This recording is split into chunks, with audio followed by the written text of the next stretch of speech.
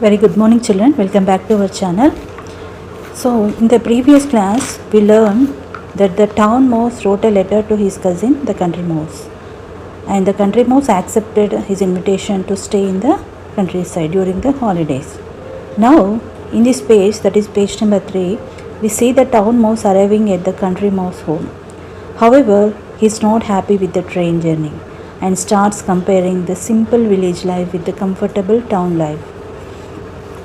So let's move on to the page number 3 up to page number 2 we have learned. Now let's go with the page number 3 children. So listen carefully, I will read the page number 3 line by line. Receiving the invitation from the country mouse, the town mouse packed his bags and caught the next train to countryside. The day was bright and sunny, and soon the town mouse began to feel hot in the train. I wish there was an air-conditioned coach, he said to himself. I feel very uncomfortable here. However, there was nothing he could do about it, so he grumbled to himself while the train chugged slowly into country. The country mouse was waiting at the station. Oh, cousin, the town mouse said as soon as he got off the train. The train was dreadful. I feel terribly hot and thirsty. I hope you have something ice cold for me to drink at home. Well, I have some water, said the country mouse, but I can look around for some coconut water if you like. Coconut water? Asked the town mouse in horror. Don't you have an orange juice or lemonade? I am afraid not, replied his cousin. But I found a very nice piece of fruit today and a tender bit of sugar cane. I am sure you will enjoy that. Root? Sugar cane? The town mouse exclaimed. But I don't eat raw food like that. The country mouse said, this is what we eat in the country, so I am afraid you too. I have to eat this? Try it, it's not bad. The town mouse did not enjoy his dinner at all. He nibbled at the root and the sugar cane and then said he wanted to sleep. The country mouse showed a corner in the mouse hole and said, there you are, you can sleep there. So,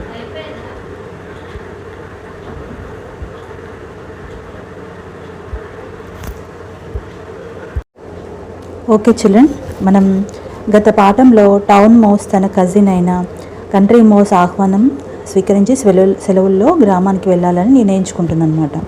ఇప్పుడు ఈ పేజీలో ఏం జరిగిందో చూద్దాం. Town mouse రైలులో గ్రామానికి చేరుకుంది. ప్రయాణం చాలా అసౌకర్యంగా అనిపిస్తుంది అనమాట తనకి. రైలులో ఏసీ లేకపోవడంతో వేడిగా అనిపిస్తుంది. స్టేషన్లో కంట్రీ మౌస్ అతనిని ఆహ్వానించి, టౌన్ మౌస్ నాకు చాలా దాహంగా ఉంది, చల్లగా తాగడానికి ఏమైనా ఉందా అని అడుగుతుందన్నమాట. అప్పుడు కంట్రీ మౌస్ మంచినీరు ఉంది, కావాలంటే కొబ్బరి నీళ్ళు కూడా తెస్తాను అని చెప్తుందన్నమాట.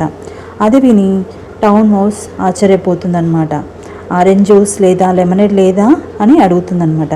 కానీ కంట్రీ మౌస్ వద్ద అవి ఏమీ ఉండవన్నమాట. తర్వాత భోజనానికి కంట్రీ మౌస్ ఒక రూట్ వెజిటేబుల్ మరియు ఒక చెరుకు ముక్క ఇస్తుందన్నమాట. టౌన్ మౌస్కి ఆహారం అస్సలు నచ్చదన్నమాట. ఎందుకంటే అది పట్టణంలో రుచికరమైన ఆహారం తినడానికి అలవాటు పడిపోయిందనమాట. భోజనం తర్వాత కంట్రీ మౌస్ ఒక మూల చూపించి ఇక్కడ పడుకో అని టౌన్ మౌస్కి చెప్తుందనమాట. టౌన్ మౌస్కి అది కూడా నచ్చదనమాట. అయితే ఈ లెసన్లో మనం ఏ మోరల్ నేర్చుకున్నామంటే, సీదా జీవితం గడిపేవారి అలవాట్లు విలాసవంతమైన జీవితం గడిపేవారి అలవాట్లకు చాలా భిన్నంగా ఉంటాయి. అయితే ఈ పేజీలో టౌన్ మౌస్ గ్రామ జీవన విధానానికి అలవాటు పడలేక ఇబ్బంది పడినట్లు తెలుస్తుంది. నీరు, ఆహారం, నిద్రించే స్థలం ఏది అతనికి నచ్చదనమాట. దీనివల్ల పట్టణ జీవితం మరియు గ్రామ జీవితం మధ్య ఉన్న తేడా తెలుస్తుంది. అయితే ఈ విషయాన్ని ఈ పేజీలో మనం నేర్చుకున్నాము. అయితే నెక్స్ట్ క్లాస్లో మనము ఈ పేజీలో ఉన్న హార్డ్ వొకాబులరీ మీనింగ్స్ నేర్చుకున్నాము. Bye children. ఓకే చిల్డ్రన్, మనం పేజ్ నెంబర్ 3లో ఉన్న న్యూ వొకాబులరీ వర్డ్స్ గురించి నేర్చుకుందాము విత్ ఎగ్జాంపుల్స్ అనమాట.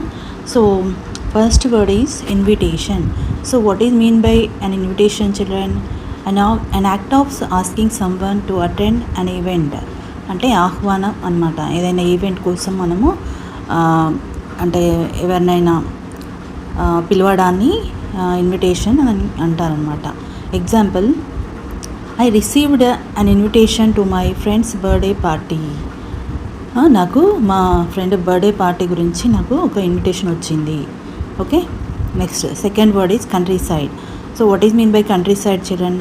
అ rural area with farms and villages.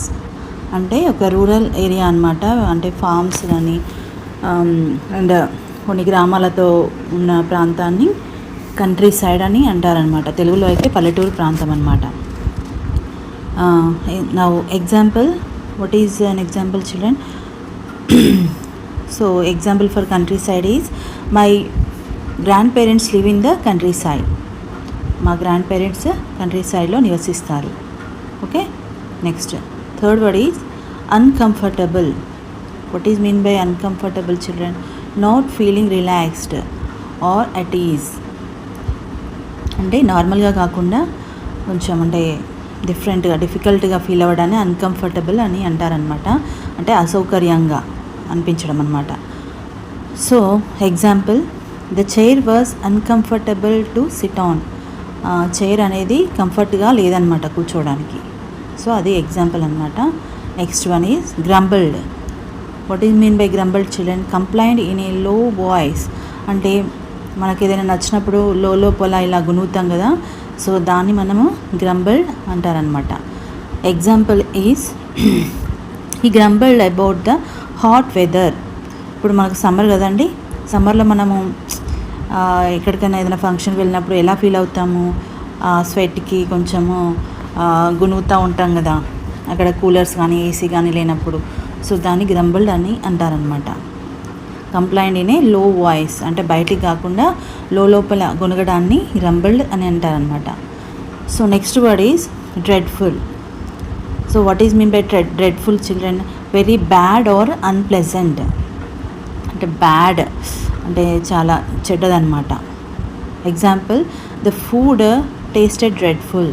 అంటే ఆ ఫుడ్ చాలా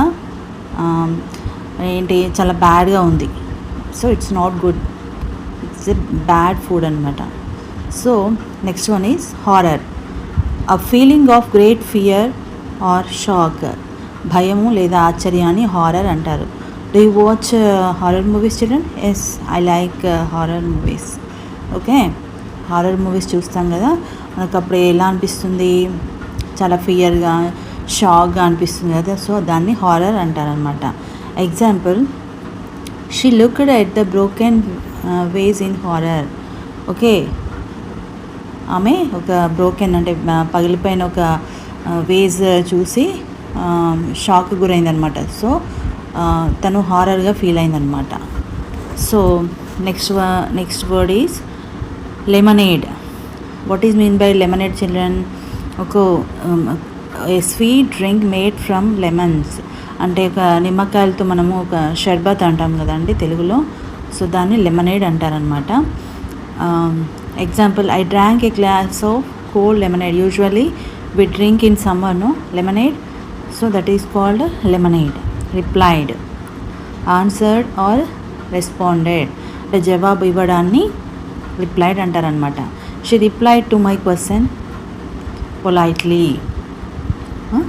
ఆమె రిప్లైడ్ అంటే రిప్లై ఇచ్చింది అనమాట నా క్వశ్చన్కి, పొలైట్గా రిప్లై ఇచ్చింది. Tender. So what is mean by tender children? Soft and easy to eat. చాలా సాఫ్ట్గా అంటే లేతగా ఉండడాన్ని టెండర్ అని అంటారనమాట. తెలుగులో అయితే మృదువైన. Example is the vegetables were tender and fresh. అంటే వెజిటేబుల్స్ చాలా లేతగా ఫ్రెష్గా ఉన్నాయన్నమాట. Nibbled, ate something in small bites. అంటే ఒకేసారి కాకుండా చిన్న చిన్న బైట్స్ లాగా ముక్కలుగా తినడాన్ని నిబిల్డ్ అంటారనమాట.